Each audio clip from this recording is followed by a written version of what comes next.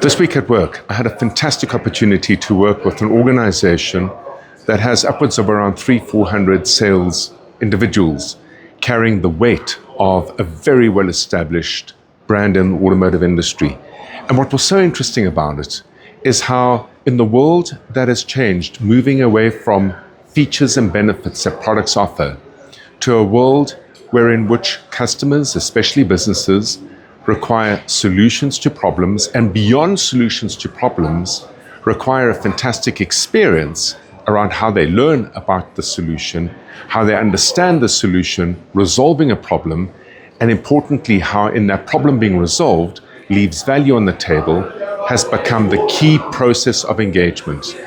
The big challenge with it is nowadays, when selling whatever the service or product may be, you're typically facing a multiple collection of buyers.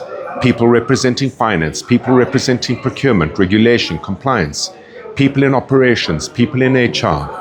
And unless you fine-tune your language to resonate and connect with each of those individuals in any one engagement, you very often might well miss the mark. People only care to ever understand what it is you can do for them and how you can help them improve their area of performance when they themselves first feel understood. The exercise of the last week has been understanding how to craft a 30-second pitch that has the specific objective of hitting to the heart of who you are talking to, whether it be in finance or operations or procurement or leadership or brand, whatever the case may be, in order to, as a result of the 30-second pitch, get a response from the recipient of the 30-second pitch as follows. That's really interesting. It matters to me. Tell me more about what it is you have to offer. Only then, when someone feels understood, will they care to understand.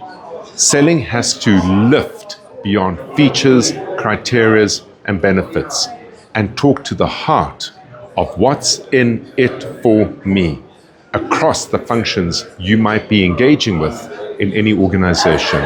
Food for thought until next week at work.